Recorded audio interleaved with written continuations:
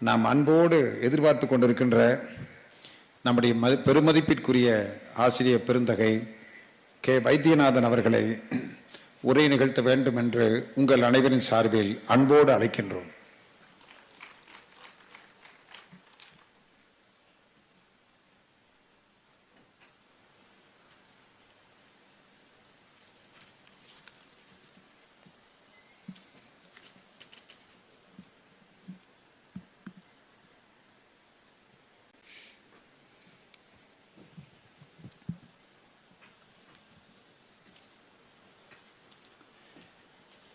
எண்ணிய முடிதல் வேண்டும், நல்லவே எண்ணல் வேண்டும், திண்ணிய நெஞ்சம் வேண்டும், தெளிந்த நல் அறிவு வேண்டும், பண்ணிய பாவம் எல்லாம் பரிதிமுன் பனியே போல நன்னிய நின்முன் இங்கே நசித்திடல் வேண்டும் அன்னாய் என்கின்ற மகாகவி பாரதிக்கு என்னுடைய முதல் வணக்கம். அந்த பாரதியை முன்னிறுத்தி தொடங்கப்பட்டிருக்கின்ற ஈரோடு மக்கள் சிந்தனை பேரவைக்கு என்னுடைய அடுத்த வாழ்த்துக்களும் பாராட்டுதல்களும். அந்த மக்கள் சிந்தனை பேரவையின் சார்பிலே நடத்தப்படுகின்ற இந்த 22வது ஈரோடு புத்தக திருவிழாவுக்கு அது 100 ஆண்டு காலம் செயல்பட வேண்டும். இதை முன்னோடியாக கொண்டு தமிழகத்தின் ஒவ்வொரு மாவட்டத்திலும் ஒவ்வொரு வட்டத்திலும் இதுபோல புத்தக திருவிழாக்கள் நடத்தப்பட வேண்டும் என்கின்ற பிரார்த்தனையுடன் எனது உரையை தொடங்குகிறேன்.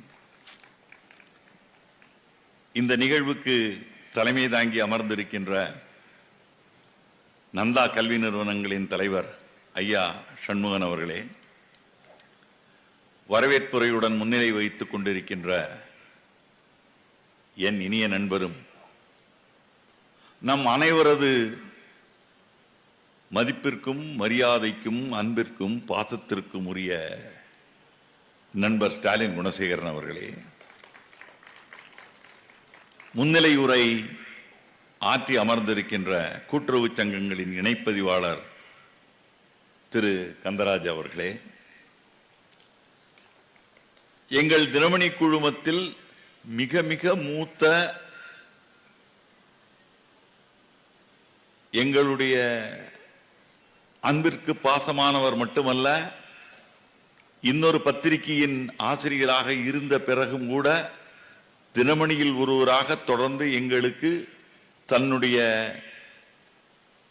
எழுத்தை தந்து கொண்டிருக்கின்ற மரியாதைக்குரிய அமுதசுரபி பருவ இதழின் ஆசிரியர் என் அருமை நண்பர் திருப்பூர் கிருஷ்ணன் அவர்களே,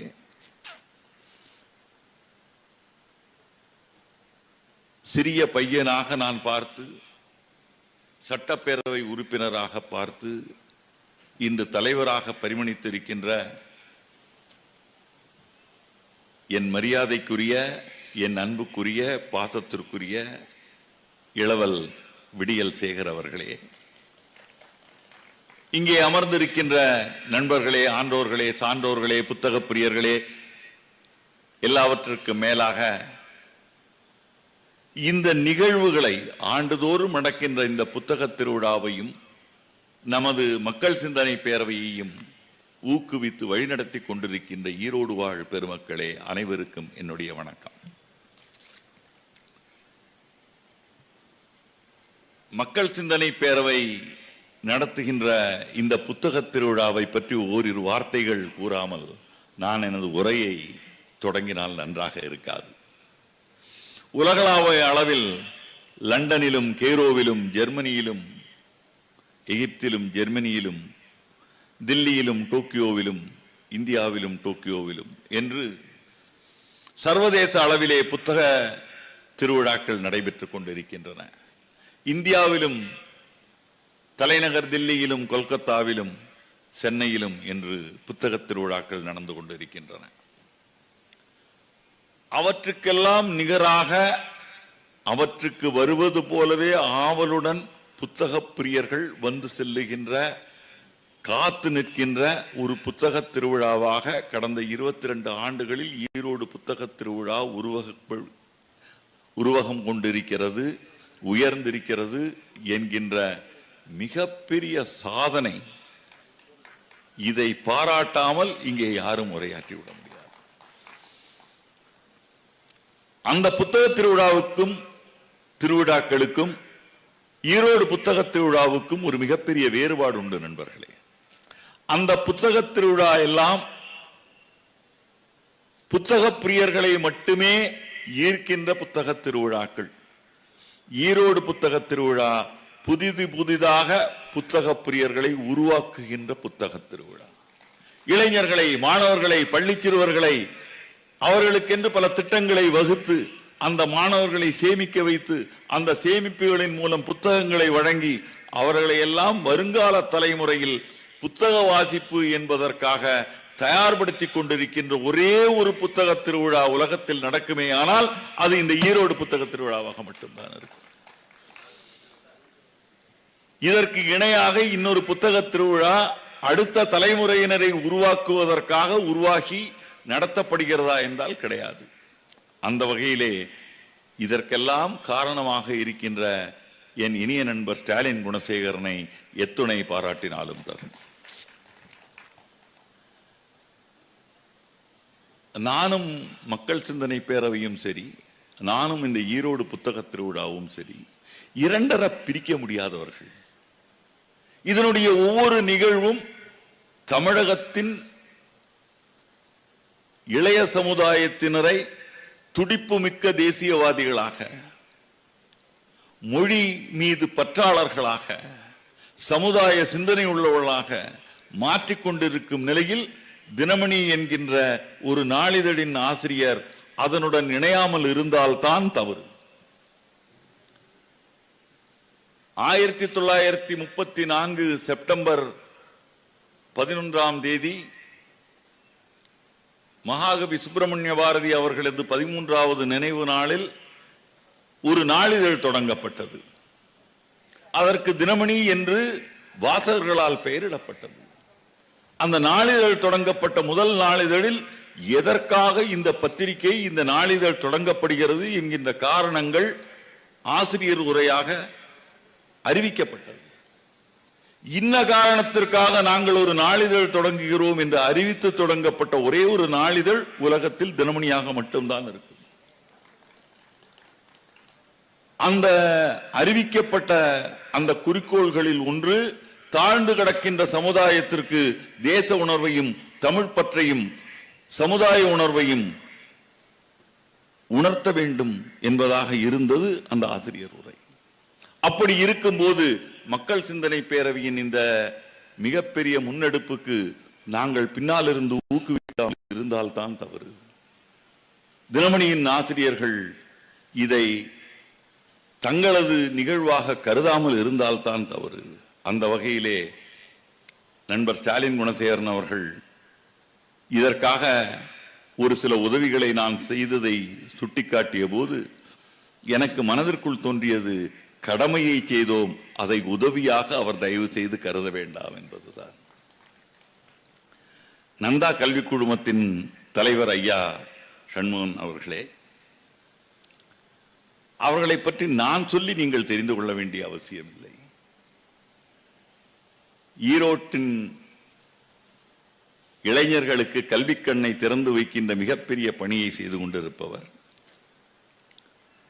திரு கந்தராஜா அவர்கள் குறித்து எனக்கு அதிகம் தெரியாது. ஆனால் ஸ்டாலின் குணசேகரன் ஒருவரை அழைத்து மேடையில் அமர்த்துகிறார் என்றால் அவர் ஒரு நேர்மையான, திறமையான அதிகாரியாகத்தான் இருக்க முடியும் என்கின்ற வகையில் அவருக்கு என்னுடைய நன்றி கலந்த வணக்கங்கள். அவரது மேடையில் அவருடன் இருப்பதற்காக. அமுதசுரபி ஆசிரியர் திருப்பூர் கிருஷ்ணன் அவர்களை பற்றி ஏற்கனவே அறிமுகம் செய்தார்கள். அவர் இத்தனை கவிதைகள் செய்திருக்கிறார், இத்தனை சிறுகதைகள் எழுதியிருக்கிறார், அமுதசுரபியின் ஆசிரியராக இருந்திருக்கிறார் என்றெல்லாம். அதற்கெல்லாம் மேலாக இன்னொன்று உண்டு. அதை ஏனோ எல்லோரும் குறிப்பிட மறந்து விடுகிறார்கள். தமிழ் தாத்தா உவே சாமிநாதையருக்கு கலைமகள் ஆசிரியர் கீவாஜா எப்படி இருந்தாரோ, கீவா ஜெகநாதன் எப்படி இருந்தாரோ, அதே போல எழுத்தாளர் நா. பார்த்த சாரதிக்கு திருப்பூர் கிருஷ்ணன் அவர்கள் இருந்தார் என்பதை நாம் மறந்துவிடக்கூடாது. திருப்பூர் கிருஷ்ணனை பற்றி எழுதும் போதெல்லாம் கூறும் போதெல்லாம் எழுத்தாளர் நாப்பா குறித்தும் நாப்பா குறித்து எழுதும் போதெல்லாம் அவருடன் நிழலாக தொடர்ந்திருந்த திருப்பூர் கிருஷ்ணன் அவர்கள் குறித்தும் நாம் குறிப்பிடாமல் இருக்க முடியாது. அப்படிப்பட்ட தகுதியும் பெருமையும் அவருக்கு உண்டு. அவருடைய உரை உண்மையிலேயே எனக்கு ஒரு 2 நல்ல சிறுகதைகளை அடையாளம் காட்டியது என்கின்ற வகையில் அவருக்கு நன்றி. அவருக்கு தரப்பட்டிருந்த தலைப்பில் அவரை இன்னும் கூட ஒரு அரை மணி நேரம் பேச விட்டிருக்கலாமோ என்று எனக்கு தோன்றுகிறது. அந்த அளவுக்கு சிறப்பாக உரையாற்றி அமர்ந்திருக்கின்ற என் இனிய நண்பர் திருப்பூர் கிருஷ்ணன் அவர்களே, அவர் கூறியது போலவே நான் ஆசிரியராக இருக்கும்போது என்னுடன் இணைந்து பணியாற்ற அவர் இல்லாமல் போனது எனக்கு இழப்பு. அப்படி இல்லாமல் போனதால் அமுத சுரபியின் ஆசிரியராக மாறியது அவரது சிறப்பு.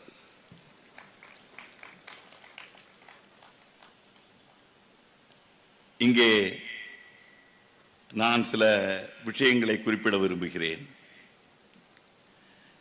எனக்கு ஒரு அற்புதமான தலைப்பு தோழர் ஸ்டாலின் குணசேகரன் அவர்களால் தரப்பட்டிருக்கிறது. கற்றவராலே உலகு காப்புற்றது. இது மகாகவி பாரதியாரின் பாரத மாதா நவரத்ன மாலையில் வரும் வரி. முதலில் அந்த பாடல் என்ன சொல்கிறது என்பதை பார்த்துவிட்டுத்தான் நாம் மேலே சொல்வதும் செல்வதும் சரியாக இருக்கும். பாரத மாதா நவரத்ன மாலை என்கின்ற பாடல் இதுதான். அதில் ஒரு பகுதி தான் இது. 9 கன்னிகள் இருக்கின்ற அந்த பாடலில் இந்த கற்றவராலே உலகு காப்புற்றது என்பது வருகின்ற பகுதி இது. அதை முதலில் நான் படித்து விடுகிறேன். அதற்கு பிறகுதான் நாம் இது குறித்து பேச முடியும். அன்னையே, அந்நாளில் அவனுக்கெல்லாம் ஆணிமுத்து போன்ற மணிமுடிகளாலே பன்னினி வேதங்கள், உபநிடதங்கள், பரவு புகழ் புராணங்கள், இதிகாசங்கள், இன்னும் பல் நூல்களிலே இசைத்த ஞானம் என்னென்று புகழ்ந்துரைப்போம் அதனை இந்நாள். மின்னுகின்ற பேரொளிகான், காலம் கொன்ற விருந்துகான், கடவுளுக்கு ஓர் வெற்றி காணே, வெற்றி கூறுமின் வெண்சங்கு ஊதுமின், கற்றவராலே உலகு காப்புற்றது. உற்றது இங்கு இந்நாள், உலகினுக்கெல்லாம் இற்றை நாள் வரையிலும் அறமிலாம் அறவர், குற்றமே தமது மகுடமாய்க் கொண்டோர், மற்றை மனிதரை அடிமைப்படுத்தலே முற்றிய அறிவின் முறை என்று எண்ணுவார், பற்றை அரசர்தம் பழிபடு படையுடன் சொற்றை நீதி தொகுத்து வைத்திருந்தார். நம்மை அடிமைப்படுத்திய ஆங்கிலேயர்களை குறிப்பிடுகிறார் இங்கு. உலகினுக்கெல்லாம் இற்றை நாள் வரையிலும், இந்த நாள் வரை உலகுக்கெல்லாம் அறமிலாம் அறவர், தர்மமில்லாதவர்கள், அறம் தெரியாதவர்கள், குற்றமே தமது மகுடமாய்க் கொண்டோர். பிரிட்டிஷ் சாம்ராஜ்யத்தின் அரசர்களுடைய மணிமுகுடம் குற்றத்தையே மகுடமாக துட்டிக் கொண்டிருக்கிறது என்கிறான் பாரதி. குற்றமே தமது மகுடமாய்க் கொண்டோர், மற்றை மனிதரை அடிமைப்படுத்திலே முற்றிய அறிவின் முறை என்று எண்ணுவார். மற்றவர்களை அடிமைப்படுத்தி காலனிய ஆட்சிக்கு உட்படுத்துவதை அதை அறிவின் முறைமை என்று நினைக்கின்றவர்கள் என்று அவர்களை கூறிவிட்டு அடுத்தாற்போல் வருகிறார் பாரதி. இற்றை நாள் இன்று பாரிலுள்ள நாட்டினருக்கும் பாரத நாடு புதுநெறி பழக்கல் உற்றது இங்கு இந்நாள். உலகெல்லாம் புகழ இன்பவளம் சரி பண்பல பயிற்றும் கவீந்திரனாகிய ரவீந்திரநாதன் சொற்றது கேளீர். மகாகவி ரவீந்திரநாத் தாகூர் சொன்ன வார்த்தைகளை இங்கே தமிழ்படுத்தி வழங்குகிறார் பாரதி. உலகெல்லாம் புகழ இன்பவளம் சரி பண்பல பயிற்றும் கவீந்திரன் என்கிற ஆகிய ரவீந்திரநாதன் சொற்றது கேளீர். புவிமிசை இன்று மனிதர்க்கெல்லாம் தலைப்படு மனிதன், தர்மமே உருவாம் மோகனதாச கரம்சந்திர காந்தி என்று உரைத்தான். யார் உரைத்தார்? ரவீந்திரநாதர் சொன்னாராம், தாகூர் அவர்கள் சொன்னாராம். புவிமிசை இன்று மனிதர்க்கெல்லாம் தலைப்படு மனிதன், மனிதர்களுக்கெல்லாம் தலைவனானவன், தர்மமே உருவானவன், மோகனதாச கர்மச்சந்திர காந்தி என்று ரவீந்திரநாத் தாகூர் கூறுகிறார். அத்தகைய காந்தியை அரசியல் நெறியிலே தலைவனாய் கொண்டு புவிமிசை தருமமே அரசியல் அதினும் பிற இயல் அனைத்திலும் வெற்றி தரும் என வேதம் சொன்னதை முற்றும் பேண முற்பட்டு நின்றார் பாரத மக்கள். அந்த காந்தியை தலைவனாக கொண்டு, அரசியல் நெறியில் தலைவனாக கொண்டு, இந்த உலகிலே தர்மம்தான் அரசியல் என்று, அந்த தர்மம்தான் அரசியலில் வெற்றி தரும் என்று வேதம் சொன்னதை முற்றும் பேண முற்பட்டு நின்றார் பாரத மக்கள். இதனால் படைஞர்தம் செருக்கொழிந்து உலகில் அறம் திறம்பாத கற்றோர் தலைப்பட காண்போம் விரைவிலே. இதனால் நம்மை அடிமைப்படுத்தியவர்கள் எல்லாம் அழிந்து, சிறுமதியாளர்கள் ஒழிந்து, உலகில் அறம் திறம்பாத கற்றோர், கற்றவராலே உலகு காப்புற்றது என்று மகாகவி பாரதி யாரை குறிப்பிடுகிறார் என்றால் அறம் திறம்பாத கற்றோரை குறிப்பிடுகிறார். அறம் சார்ந்த கற்றோரை குறிப்பிடுகிறார். தலைப்பட காண்போம் விரைவில், அவர்கள் வருவதை நாம் விரைவில் பார்க்க போகிறோம் என்று குறிப்பிடுகிறார் பாரதியார். அறம் திறம்பாத கற்றோர் தலைப்பட காண்போம். அது என்ன அறம் திறம்பாத கற்றோர்? யார் அவர்கள்? அதற்கு என்னதான் பொருள்?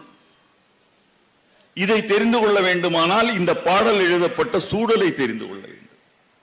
அது எந்த பின்னணியில் எழுதப்பட்டது என்பது தெரிந்தால்தான் யார் அந்த அறம் திறம்பாத கற்றோர், யாரை குறிப்பிட வருகிறார் மகாகவி பாரதியார் என்பதை நாம் தெரிந்து கொள்ள முடியும். இந்த பாடல் எழுதப்பட்ட நேரம் 1905ஆம் ஆண்டு. நாடு தழுவிய அளவில் மிகப்பெரிய போராட்டம் நடந்து கொண்டிருக்கிறது. அதுவரை இல்லாத அளவு பிரிட்டிஷ் காலனி ஆட்சி இங்கே நிறுவப்பட்டு அத்தனை சமஸ்தானங்களும் அவர்களால் அடக்கி ஆளப்பட்ட ஒரு நிலை ஏற்பட்டு எல்லோரும் அடங்கி போயிருந்த போது 20ஆம் நூற்றாண்டின் தொடக்கத்தில் கொதித்தெழுகிறது கூட்டம், எங்களுக்கு சுதந்திரம் வேண்டும், இந்த அடிமை தலையிலிருந்து விடுதலை வேண்டும் என்கின்ற குரல் மெல்ல மெல்ல மெல்ல மெல்ல மேலெழத் தொடங்குகிறது. அப்போது ஒன்றாக இருந்த இந்துக்களையும் இஸ்லாமியர்களையும் இரண்டாக பிரிக்க வேண்டும் என்கின்ற பிரித்தாளும் சூழ்ச்சியின் தொடக்கம் அப்போதுதான் தொடங்கியது. அப்போதுதான் வங்கம் பிரிக்கப்படுகிறது. வங்கம் பிரிக்கப்பட்ட போது கொதித்தெழுகிறார்கள் மக்கள். அது மேற்கு வங்க மக்கள் மட்டுமல்ல, ஒருபுறம் இப்போது இருக்கின்ற நமது மேற்கு வங்கத்து மக்களும், இன்னொரு புறம் இப்போது வங்கதேசமாக இருக்கின்ற அந்த வங்கத்து கிழக்கு வங்கத்து மக்களும் எங்களை பிரிக்காதீர்கள், மத ரீதியாக பிரிக்காதீர்கள், நாங்கள் மொழி ரீதியாக இணைந்தவர்கள், கலாச்சார ரீதியாக இணைந்தவர்கள், நாங்கள் ஒன்றுபட்டவர்கள், எங்களுக்கு மதம் பொருட்டல்ல என்று சொல்லி கொதித்தெழுகிறார்கள். அப்படிப்பட்ட ஒரு சூழல் வங்கப்பிரிவினை நடந்த நேரம். அது இந்தியா முழுவதும் கொழுந்து விட்டு எரிய தொடங்குகிறது, பரவுகிறது. அடடா, இவன் வங்கத்துக்கு செய்ததை ஒவ்வொரு பகுதியிலும் செய்ய போகிறானே இந்த பிரிட்டிஷ், இந்த ஆங்கிலேய காலனிய ஆட்சியாளர்கள் என்கின்ற கோபம் எழுகிறது, ஆத்திரம் எழுகிறது. அப்போது எழுதப்பட்டதுதான், பிறந்ததுதான் தேசிய கீதமான பங்கிங் சந்திரரின் வந்தே மாதரம் பாடல். அது எழுதப்பட்ட சூழல் அதுதான். வந்தே மாதரம் என்பது எழுதப்பட்டது எப்போது என்று சொன்னால், வங்கம் பிரிக்கப்பட்ட போது. இது எங்கள் பூமி, எங்கள் தாய்நாடு, இதை பிரிக்காதே, இதை மத ரீதியாக பிரிக்காதே என்பதற்காக எழுதப்பட்ட பாடல் தான் வந்தே மாதரம். அந்த முழக்கம் பட்டி தொட்டி எல்லாம் முழங்கத் தொடங்கியது. மத ரீதியாக எங்களை பிரிக்காதீர்கள் என்று இந்துக்கள், இஸ்லாமியர்கள் இரண்டு பேருமே இணைந்து போராடினார்கள், சுதந்திர வேள்வியில் ஈடுபட்டார்கள். அதையெல்லாம் இன்று யாரும் பேசுவதில்லை. அது ஏன் என்று எனக்கு தெரியவில்லை. அப்போது பாரதியார் என்ன செய்து கொண்டிருந்தார்? அவர் எங்கே இருந்தார்? மகாகவி பாரதியார் அப்போது சுதேசமித்திரனில் இல்லை. அவர் இந்தியா பத்திரிகையின் உதவி ஆசிரியராக இருக்கிறார். சுதேசமித்திரனில் எழுதி கொண்டிருக்கிறார் பாரதியார். அப்போது எழுந்த அந்த சுதந்திர உணர்ச்சி இருக்கிறதே, அதில் உந்தப்பட்டவர் பாரதியார். அப்போதுதான் அவர் பாரத மாதாவை ஒரு தாயாக உருவகப்படுத்தி போற்ற தலைப்பட்டார். இந்த வந்தே மாதரம் பாடலும் வந்தே மாதரம் கொடுத்த எழுச்சியும் வங்க பிரிவினையும் இவையெல்லாம் சேர்ந்து அந்த மகா கவிஞனுக்குள்ளே இருந்த அந்த தேசிய உணர்வை, உள்ளே இருந்த அந்த அக்கினி குஞ்சு அப்படியே கொழுந்து விட்டு எரிய தொடங்கி விட்டது. ஒரு கவிஞனுக்கு உள்ளே இருக்கின்ற அக்கினி குஞ்சு கொழுந்து விட்டு எரிய தொடங்கி விட்டால் என்ன ஆகும் என்பது நமக்கு தெரியும். அது கவிதையாக பிறக்கும். அவன் கையில் எடுக்கின்ற ஆயுதம் பேனாவாகத்தான் இருக்க முடியும். அப்படி அவன் கையில் எடுத்த ஆயுதம்தான் கவிதை. அதன் விளைவாக எழுதப்பட்டதுதான் மேலே நான் குறிப்பிட்ட பாரத மாதா நவரத்ன மாலை என்கின்ற இந்த பாடல். அதற்காக எழுதப்பட்டதுதான். வடக்கே இமயம், தெற்கே குமரி, கிழக்கே வங்கம், மேற்கே சிந்து, இவை அனைத்தும் அடங்கிய ஒன்றுதான் பாரதம் என்பதை இந்த பாடல் மூலம் பாரதியார் நிறுவிட முனைந்தார். பாரத மாதா நவரத்ன மாலை என்பது அதுதான். இதன் மூலம் பிரிட்டிஷாரின் பிரித்தாளும் சூழ்ச்சியை உடைக்க வேண்டும் என்று அவர் முற்பட்டார். அதற்காக அவர் தேர்ந்தெடுத்தது என்னவென்றால், அந்த நவரத்ன மாலையை எதன் மூலம் அவர் தொடுக்கிறார். அந்த நவரத்ன மாலைக்கு நவரத்னம் என்றால் 9 ரத்தினங்கள். அந்த 9 ரத்தினங்களாக அவர் எதையெல்லாம் தேர்ந்தெடுக்கிறார் என்று சொன்னால், கங்கை, யமுனை, சிந்து, காவேரி, இமயம், விந்தியம், குமரிமுனை, காசி, ராமேஸ்வரம், இந்த 9ஐயும் இணைத்து இவைதான் நவரத்னம் என்று கூறி பாரத மாதா நவரத்ன மாலை என்று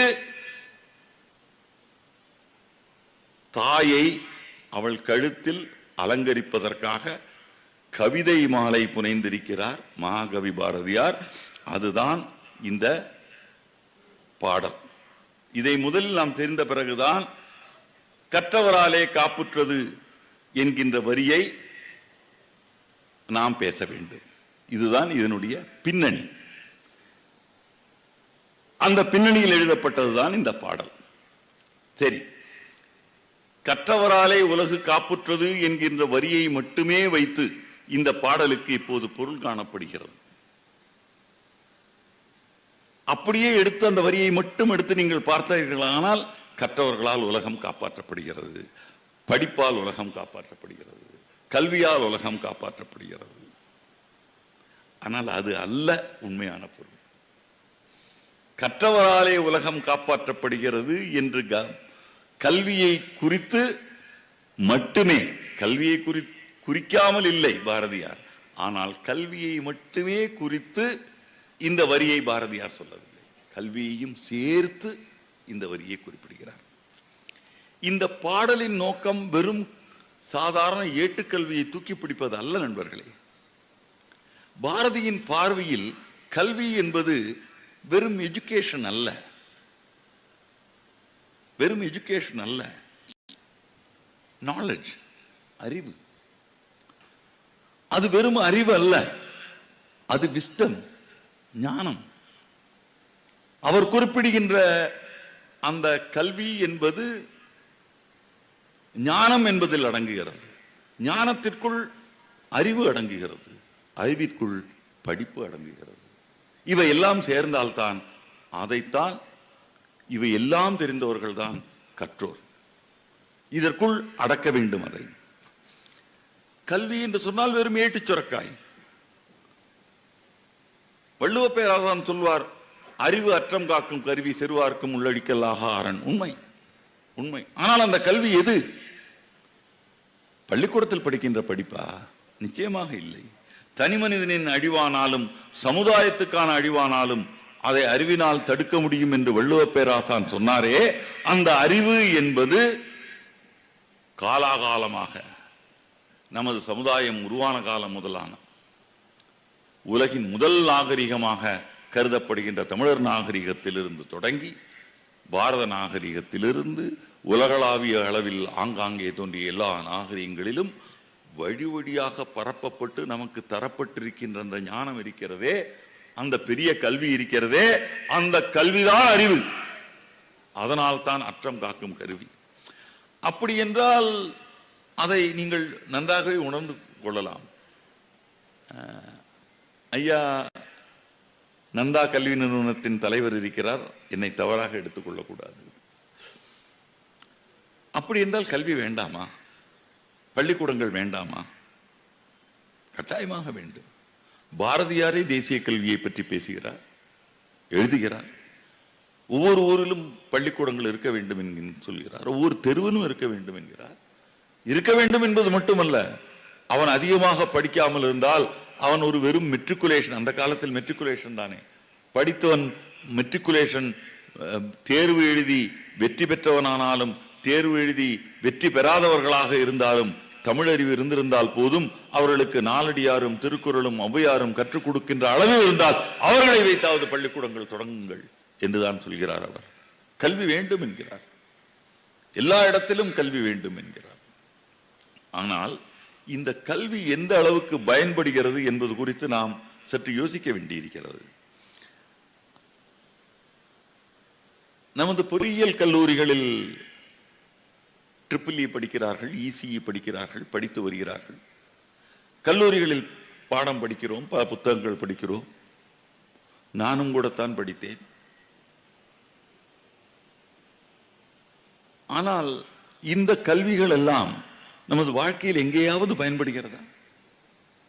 இது எதற்காவது பயன்படுகிறது என்று சொன்னால் வேலை கிடைப்பதற்கு பயன்படுகிறது. அது வேலைக்கான கல்வி, வாழ்வுக்கான கல்வி அது அல்ல. ஆனால் அதற்காக வேலைக்கான கல்வி இல்லாமல் வாழ்வுக்கான கல்வி கிடையாது. இந்த கல்வி தேவைதான், ஆனால் இது மட்டுமே அல்ல கல்வி. இந்த கல்வி அடிப்படை.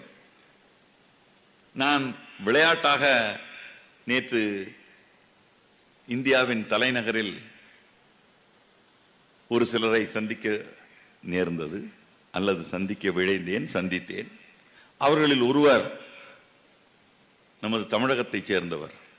பலருக்கும் இங்கே நமக்கு தெரியவில்லை, மிக உயர்ந்த பதவிகளில் இன்று தமிழகத்திலிருந்து உள்ளவர்கள் மிகப்பெரிய பெரிய பதவிகளில் இருக்கிறார்கள். அவர்கள் குறித்தெல்லாம் நமக்கு சிந்தனையே இல்லை. நமது சிந்தனை எல்லாம் இங்கே இருக்கின்ற சாமானியர்களை நாம் மிகப்பெரியவர்களாக நினைக்கிறோம். இன்று இந்தியாவின் அரசம் அமைச்சரவை செயலராக இருப்பவர் சோமநாதன் என்கின்ற தமிழர். எப்படி ஒரு மாநிலத்துக்கு தலைமைச் செயலாளரோ அதுபோல் ஒட்டுமொத்த இந்தியாவில் இருக்கின்ற அத்தனை ஆட்சிப்பணி அதிகாரிகளுக்கும் தலைவராக இருப்பவர் அமைச்சரவை செயலாளர்.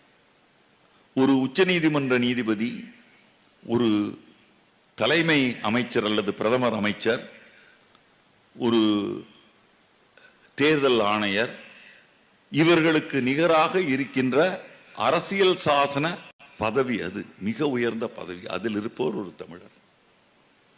இன்று மனித உரிமை ஆணையத்தின் தலைவராக இருப்பவர் நமது மரியாதைக்கும் மதிப்புக்கும் உரிய மேனாள் உச்சநீதிமன்ற நீதிபதி வே. ராமசுப்பிரமணியன் அவர்கள். உச்ச நீதிமன்றத்தில் ஈரோட்டைச் சேர்ந்த இருவர்கள் நீதிபதிகளாக இருக்கிறார்கள். MM சுந்தரேஷ் இருக்கிறார், இப்போது மோகனா என்கின்ற நீதிபதி இணைந்திருக்கிறார். இவர்கள் இல்லாமல் நமது அருமை நமதெல்லாம் மரியாதைக்குரிய நீதியரசர் அரங்க மகாதேவன் அவர்கள் இருக்கிறார். இதே போல ஒருவரை சந்தித்தேன். அவரது பெயர் சுப்பிரமணியம் என்று பெயர். அவர் யாராக இருக்கிறார் என்றால், அகில இந்தியாவின் ஸ்டாஃப் செலக்ஷன் கமிஷனுடைய தலைவராக இருக்கிறார். ஸ்டாஃப் செலக்ஷன் கமிஷன் என்பது IAS-க்கு அடுத்தபடியாக இருக்கின்ற எல்லா பணிகளும், குரூப் 3, குரூப் 2, குரூப் 1 இவற்றுக்கெல்லாம் பணியாளர்களை எடுக்கின்ற ஒரு மிகப்பெரிய பொறுப்பில் இருக்கிறார். எதற்காக இதை சொல்கிறேன் என்றால், கல்வி அவர்களை எல்லாம் அங்கே கொண்டு போய் சேர்த்திருக்கிறது. நான் இல்லை என்று சொல்லவில்லை. இன்று கூட ஒருவரிடம் பேசிக் கொண்டிருக்கும் போது, இன்று 2 நாட்கள் முன்பு கூட பேசிக் கொண்டிருந்தேன். நாமெல்லாம் இங்கே நீட் வேண்டாம் நீட் வேண்டாம் என்று பேசிக் கொண்டிருக்கின்றோம். இந்த மேடையில் நான் இந்த கருத்தை நான் தெரிவிப்பதற்கு தயவு செய்து, ஏன் இது தமிழகத்திற்கு எல்லோருக்கும் தெரிய வேண்டும் என்பதற்காக சொல்கிறேன். வடநாட்டில் இருப்பவர்கள் என்ன சொல்கிறார்கள் என்று சொன்னால், இந்த நீட் என்பதை கொண்டு வந்து உங்கள் தமிழகமும் ஆந்திரமும் கேரளமும் கர்நாடகமும் எங்களை ஒரே அடியாக ஒதுக்கிவிட்டது என்று சொல்கிறது. இங்கே ஒரு சிலர் தான் எங்கள் மாநிலங்களிலிருந்து நீட் தேர்வு செய்து வருபவர்களுடைய எண்ணிக்கை மிக மிக குறைவு. மிக அதிகமாக நீங்கள் தான் அதில் தேர்வாகிறீர்கள். எங்கள் மாநிலங்களில் உள்ள எல்லா மருத்துவக் கல்லூரிகளிலும் உங்கள் மாணவர்கள் வந்து சேர்ந்து விடுகிறார்கள் என்கிற குறைபாட்டை அவர்கள் சொல்கிறார்கள். அது சொன்னபோது நான் சொன்னேன், இதை சொல்ல வேண்டியவர்களிடம் சொல்லுங்கள், அப்படியானால் இது தேவையில்லை என்று சொல்லிவிட சொல்லுங்களேன் என்று சொன்னேன். எதற்காக சொல்கிறேன் என்றால், கல்வி, இந்த கல்வி எந்த அளவுக்கு தேவை என்பதில் எனக்கு மாற்று கருத்தில்லை. ஆனால் பாரத மாதா நவரத்ன மாலையில் நமது பாரதியார் கற்றவராலே உலகு காப்புற்றது என்று எதை சொல்ல வருகிறார்? அவர் பூமிசை இன்று மனிதர்க்கெல்லாம் தலைப்படு மனிதன், தர்மமே உருவமாம் மோகனதாஸ் கர்மச்சந்திர காந்தி என்று கூறுகிறாரே, அத்தகைய காந்தியை அரசியல் நெறியிலே தலைவனாக கொண்டு புவிமிசை தர்மமே அரசியல், அதனினும் பிற இயல் அனைத்திலும் வெற்றி தரும் என வேதம் சொன்னதை முற்றும் பேண முற்பட்டு நின்றார் பாரத மக்கள் என்று கூறுகிறார்களே, அதை இங்கே குறிப்பிட்டு கற்றவராலே உலகு காப்புறும் என்பதற்கு, காப்புற்றது என்பதற்கு அவர் சொல்ல வந்தது அண்ணல் காந்தியை ஒட்டி இங்கே படித்தவர்கள் மட்டுமல்ல, படிப்புடன் சேர்த்து பல ஞானம் பெற்றவர்கள், அறிவில் உயர்ந்தவர்கள், ஆற்றல் மிக்கவர்கள் யாரெல்லாம் இருந்தார்கள்? ஜவஹர்லால் நேரு இருந்தார், சர்தார் பட்டேல் இருந்தார், ரவீந்திரநாத் தாகூர் இருந்தார். இப்படி எத்தனையோ பேர் அவருக்கு பின்னால் அழியிருந்தார்களே. அவர்களால் உலகம் காப்புற்றது. உலகம் என்பது இரண்டு வகையாக அவர் கொள்ளலாம். பாரதியார் எப்படி எடுத்துக்கொண்டார் என்று நமக்கு தெரியவில்லை. அவர்களாலே இவர்களெல்லாம் வந்து ஒரு விடுதலை வேள்வியை தொடங்கி விட்டதால் இதுவரை அடங்கி கிடந்த இந்த நமது சமுதாயம் அதிலிருந்து மீண்டு குதித்தெழுந்திருக்கிறது. இதனால் இந்தியா காப்பாற்றப்படுகிறது என்கின்ற ஒரு கருத்தை முன்வைக்க முற்படுகிறார் மகாகவி பாரதியார். இதை முதலில் புரிந்து கொண்ட பிறகு பாரதியார் குறிப்பிட விரும்பிய அந்த கருத்து என்னவென்றால், சுதந்திர வேள்வி, காந்தியாருடைய வருகை, அவருக்கு பின்னால் திரண்டெழுந்த மிகப்பெரிய தியாக கூட்டம், அவர்கள் மேன்மையானவர்கள், அவர்களால் இந்திய விடுதலை போராட்டம் அது வெற்றி பெற்று இந்தியா காப்பாற்றப்படும். இந்தியா காப்பாற்றப்பட்டால், பாரத தேசம் காப்பாற்றப்பட்டால் உலகம் காப்பாற்றப்படும். அதனால் இந்த கற்றோர்களால், இவர்களால் உலகம் காப்பாற்றப்படுகிறது. இது ஒரு பார்வை. இதுதான் பாரதியார் பார்த்த நிஜமான பார்வை. இதுதான். அதற்குள் ஒளிந்து கிடக்கிறது இன்னொரு பார்வை. அந்த பார்வை என்னவென்றால், இந்த நிலைமையை அடைய வேண்டும் என்றால் கல்வி கற்றாக வேண்டும், கல்வி பாமரனை போய் சேர வேண்டும். அவனும் கல்வி கற்றால்தான், முழுவதும் கல்வி கற்கும் போதுதான் அந்த கல்வி என்று இங்கே கொண்டு வந்து அவர்கள் நுண்ணாக்கு ஆங்கிலம் பேசிக் கொண்டு வந்திருக்கின்ற இந்த வெள்ளைக்காரனை எதிர்ப்பதற்கு, இந்தியாவை மீட்டெடுப்பதற்கு, உலகளாவிய அளவில் இருக்கின்ற ஞானத்தை நாம் பெறுவதற்கு நமக்கு கல்வி வேண்டும். பாரதியார் அதையும் சொல்கிறார். தெருவோரம் ஒவ்வொரு தெருவிலும் பள்ளிக்கூடங்கள் வேண்டும் என்று. அதனால்தான் அவர் கல்வி என்பதற்கு உள்ள பொருளை இதற்குள் புதைத்து வைக்கிறார். இது மேலெழுந்த பார்வை. காந்தியார் வரது உள்ளே கல்வி. கல்வி எந்த அளவுக்கு முக்கியம், அது எந்த மாதிரி கல்வி, கல்வியின் சிறப்பு தான் என்ன, அதை மூதுரை மிக நன்றாக சொல்கிறது. மன்னனும் மாசர கற்றோனும் சீர்தூக்கின் மன்னனிற் கற்றோன் சிறப்புடையன், மன்னருக்கு தன் தேசமில்லா சிறப்பில்லை, கற்றோருக்கு சென்ற இடமெல்லாம் சிறப்பு. மூதுரை சொல்கிறது. அது எந்த கல்வி என்பதற்கு பிறகு வருவோம். ஏற்கனவே நான் சொன்னேன், ஏட்டுக்கல்வி மட்டுமல்ல, எல்லா கல்வியும் சேர்ந்தது. அதையே சாணக்கியர் சொல்வான், வித்யான் சர்வத் பூஜ்யதே என்று. வித்தை உடையவன், கல்வி கற்றவன், தேர்ந்தவன், அவன் போகும் இடமெல்லாம் சிறப்பு என்று சாணக்கியர் அங்கே சொல்லியிருப்பார். மூதுரை இங்கே சொல்லுகிறது. உபநிடதம் கல்வியை பற்றி கூறுகிறது. அவர்கள் கூறுகின்ற கல்வி என்பது வெறும் ஞானம், வெறும் ஏட்டுக்கல்வி அல்ல, ஊதியம் பெறுவதற்காக படித்து பட்டம் பெற்ற கல்வி அல்ல, ஞானம். அவர்கள் சொல்ல வந்த கல்வி ஞானம். உபநிடதம் கல்வியின் பயன் என்ன என்று விளக்குகிறது. வித்யா ததாதி வினயம், வினயத்யாதி பாத்திரதாம், பாத்திரத்வாத் தனம், ஆப்னோதி தனாத் தர்மம், ததா சுகம்.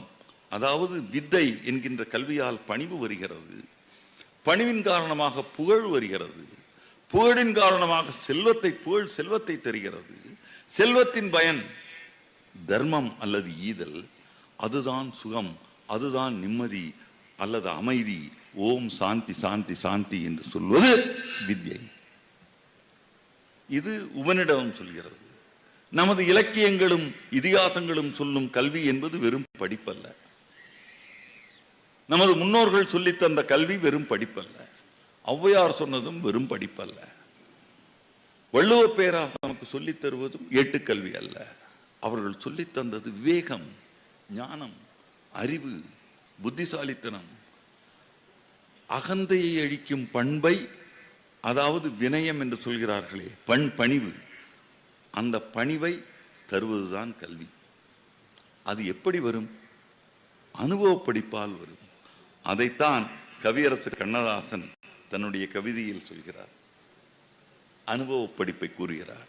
பிறப்பின் வருவது யாதென கேட்டேன், பிறந்து பாரனை இறைவன் பணித்தான், படிப்பென சொல்வது யாதென கேட்டேன், படித்து பாரன சொல்லிவிட்டு, இறந்த பின் ஏதென கேட்டேன், இறந்து பாரனை இறைவன் பணித்தான், அனுபவித்தேதான் அறிவது வாழ்க்கை எனில் ஆண்டவனே நீ ஏன் என கேட்டேன், ஆண்டவன் சற்றே அருகே நெருங்கி அனுபவம் என்பதே நான் தான் என்றான் என்று அனுபவம் என்பதும் சேர்த்துத்தான் கல்வி.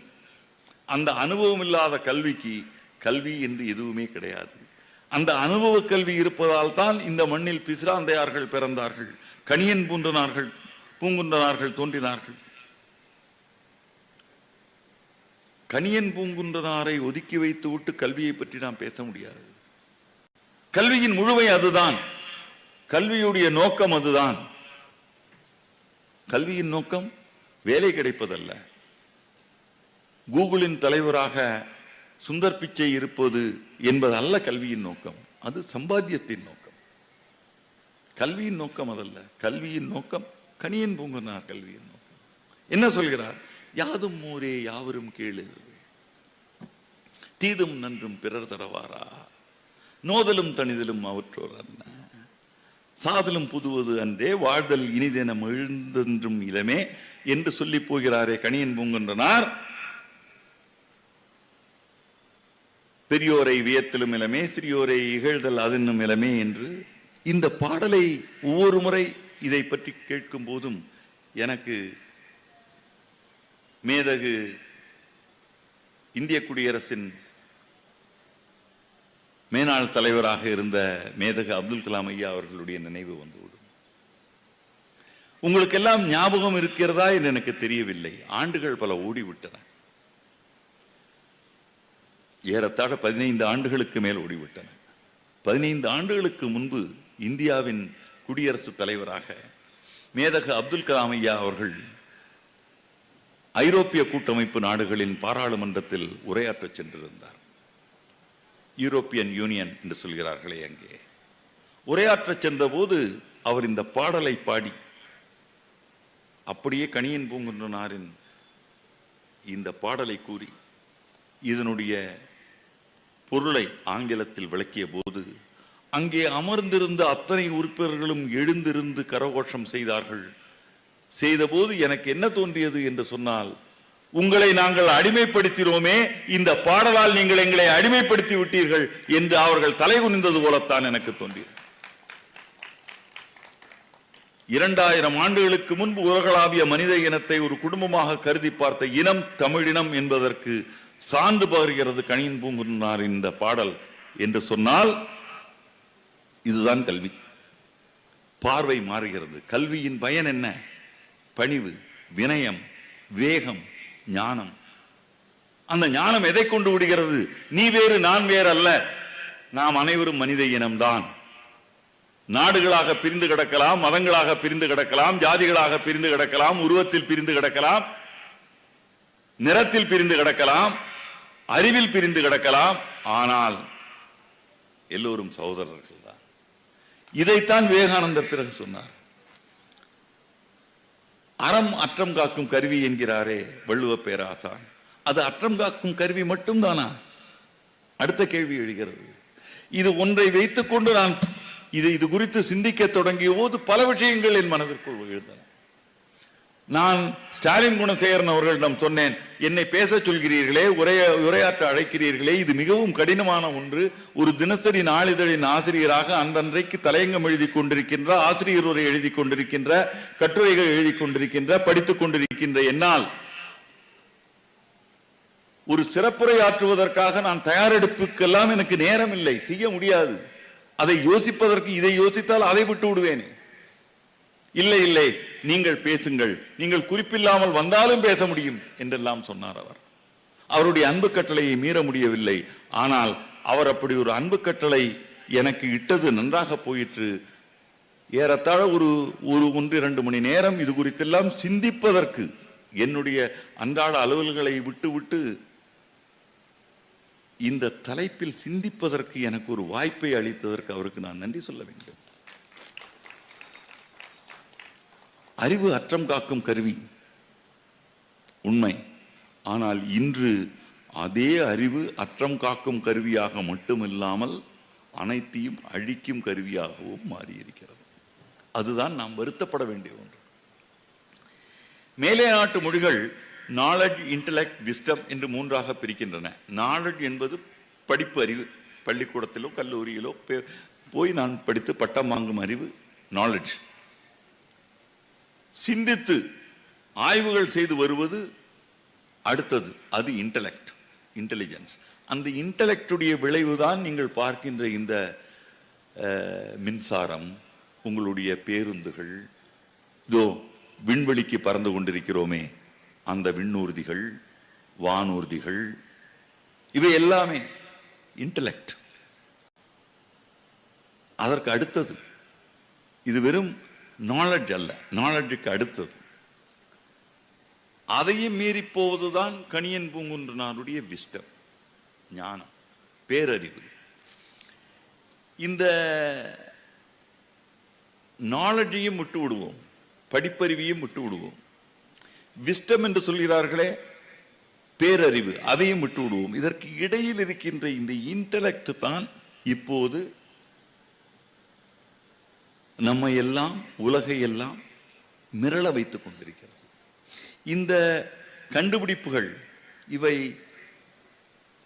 ஒவ்வொன்றும் புதிதாக என்னவெல்லாமோ செய்கிறது. இந்த நீங்கள் ஏதாவது ஒரு பொருளை உங்களுடைய அறிதிறன் பேசியில் நீங்கள் இது எங்கே கிடைக்கும் என்று கேட்டுவிட்டால் போதும், உங்கள் அறிதிறன் பேசியில் அது தொடர்பான ஏனைய நிறுவனங்களுடைய அத்தனை பொருள்களும் அங்கே வந்துவிடும். நீங்கள் இன்று கூகுள் மேப் என்று சொல்கிறார்களே, அதிலே இங்கிருந்து நான் திருப்பூருக்கு போக வேண்டும், திருப்பூரில் நான் எங்கே போய் தங்குவது, இல்லை திருப்பூரில் இது எங்கே கிடைக்கும், திருப்பூர் திரையரங்கில் எந்த திரையரங்கில் என்ன திரைப்படம் இருக்கிறது என்று நீங்கள் அதில் கேட்டால் போதும். நீங்கள் திருப்பூர் போய் செல்வதற்குள் அந்த விளம்பரங்கள் எல்லாம் வந்து விழத் தொடங்கிவிடும். இங்கே இத்தனை விடுதிகள் இருக்கின்றன, அந்தந்த விடுதிகளுடைய விளம்பரம் வந்துவிடும். நீங்கள் கேட்கின்ற பொருள், ஒரு பொருளை கேட்டீர்களால் அந்த பொருள் தொடர்பான அத்தனை வர்த்தக நிறுவனங்களுடைய விளம்பரங்களும் வந்துவிடும் உங்களுக்கு. அது மட்டுமல்ல நண்பர்களே, நீங்கள் எங்கே போய்க் கொண்டிருக்கிறீர்கள் என்பதை எங்கேயோ இருக்கின்ற ஒரு கோள் உங்களை வேவு பார்த்து கொண்டிருக்கிறது, அதையும் மறந்து விடாதீர்கள். எல்லோரும் சொல்கிறார்கள் பிரைவசி இல்லை, பிரைவசி போய்விட்டது, அரசு நம்மளை வேவு பார்க்கிறது. அரசு வேவு பார்க்க வேண்டாம், சர்வதேச அரசுகள், சர்வதேச நிறுவனங்கள் எல்லாமே உங்களை வேவு பார்த்துக் கொண்டிருக்கின்றன. அப்போது அறிவு அற்றம் காக்கும் கருவியாக மட்டுமல்லாமல் நமது சுற்றம் அழிக்கும் கருவியாகவும் அல்லவா மாறிக்கொண்டிருக்கிறது. அதை பற்றியும் நாம் சிந்திக்க வேண்டும். இது குறித்து 1968 தி லெசன்ஸ் ஆஃப் ஹிஸ்டரி என்று ஒரு புத்தகம் எழுதினார் வில் டூரண்ட் என்பவர். வில் டூரண்ட் எழுதிய அந்த புத்தகம் இருக்கிறது. அந்த புத்தகத்தில் அப்போதே அவர் சொல்கிறார், intellect is a magnitude and a force. It's a vital force in history. It's also a destructive force. It's the force that has created the modern world. ஆம், இன்டலெக்ட், அந்த அறிவு என்பது ஒரு மிக பெரிய சக்தி. அது வரலாற்றில் மிக மிக முக்கியமான இடம் பிடித்திருக்கின்ற சக்தி. ஆனால் அது அழிவு சக்தியும் கூட.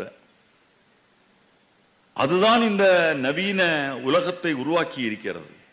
மகிழுந்துகளை, உங்களுடைய இப்போது சொல்கிறார்களே, இப்போ புதிதாக அதிவேக ரயில்களை, மேம்பாலங்களை, எல்லாவற்றையும் உருவாக்கி இருக்கிறது அந்த அறிவுதான். ஆனால் it is the force that may destroy it. இதையெல்லாம் அழிக்கப் போவதும் அதுதான் என்பதை மறந்து விடாதீர்கள் என்று 1968 வில் டூரண்ட் எழுதினார். 96 வயது வரை வாழ்ந்து மறைந்த அந்த சிந்தனையாளன் இதுபோல பல கருத்துக்களை கூறியிருக்கிறார். அவர் மட்டுமல்ல, ஆல்பர்ட் ஐன்ஸ்டைன் சொன்ன கருத்து ஒன்று இருக்கிறது. The unleashed power of the atom has changed everything save our modes of thinking and we thus drift towards unparalleled catastrophe. அந்த கேட்டாஸ்ட்ரஃபினா அன்பேரலல், நிகரில்லாத ஒரு பேரழிவை நோக்கி நம்மை நகர்த்தி கொண்டிருக்கிறது.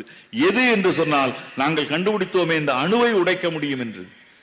அணுவை பற்றி சிந்தித்தோம், அணுவை உடைத்து அதிலிருந்து சக்தியை கொண்டு வர முடியும் என்று நினைத்தோம்.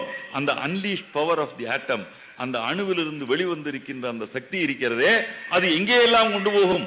நம்முடைய நினைவை, நம்முடைய சிந்தனையை எல்லாவற்றையுமே மாற்றி இருக்கிறது.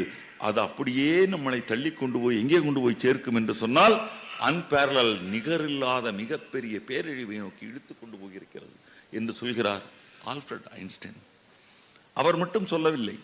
ஆல்ஃபிரட் ஐன்ஸ்டைனை போலவே இன்னும் பலர், ஏன் நமது பெர்ட்ரண்ட் ரசல் அருமையான கருத்தை சொல்லுவார்.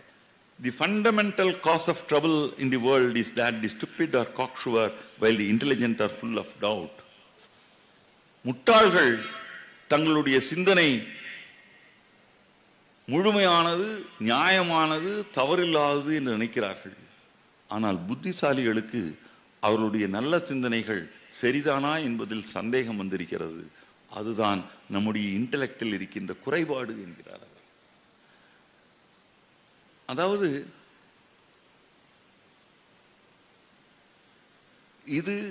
இதை நாம் இரண்டாக பார்க்க வேண்டும். ஒன்று, இது வேண்டுமா என்றால் வேண்டும், வேண்டாமா என்று கேட்டால் வேண்டாம் என்று சொல்லிவிட முடியாது. அதை நாம் தவிர்க்க வேண்டும். எங்கேயெல்லாம் நிறுத்த வேண்டுமோ நிறுத்த வேண்டும். அதை நிறுத்த முடியுமா என்கின்ற ஒரு ஐயப்பாட்டை நோக்கி நகர்ந்து கொண்டிருக்கிறோம் நாம். எதுவாக இருந்தாலும் புத்திசாலித்தனம் தேவைதான், அறிவு தேவை. அது அற்றம் காக்கும் கருவி. அறிவுக்கு இன்னொரு மிகப்பெரிய சக்தி உண்டு. உலகத்தில் 4 முக்கியமான விஷயங்கள் இருக்கின்றன. இவற்றுக்கு நிகரான விஷயம் உலகத்தில் வேறு எதுவுமே கிடையாது.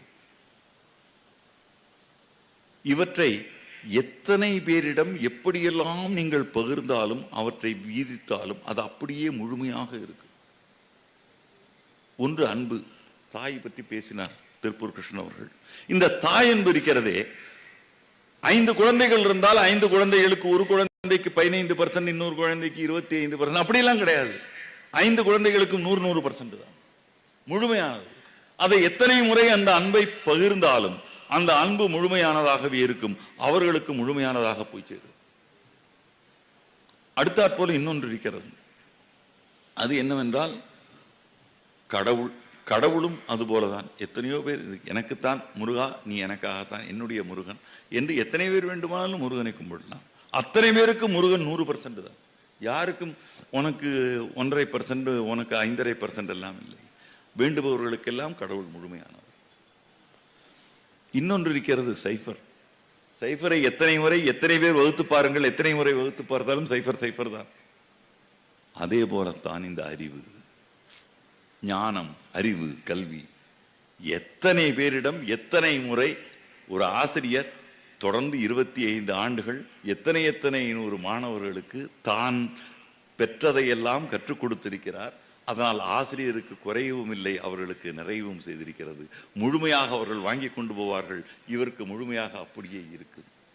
இந்த 4ம் சைஃபர், கடவுள், அன்பு, அறிவு, இவை 4ம் எத்தனை முறை எத்தனை பிரித்தாலும் அப்படியே முழுமையாக இருப்பவை, முழுமையானவை.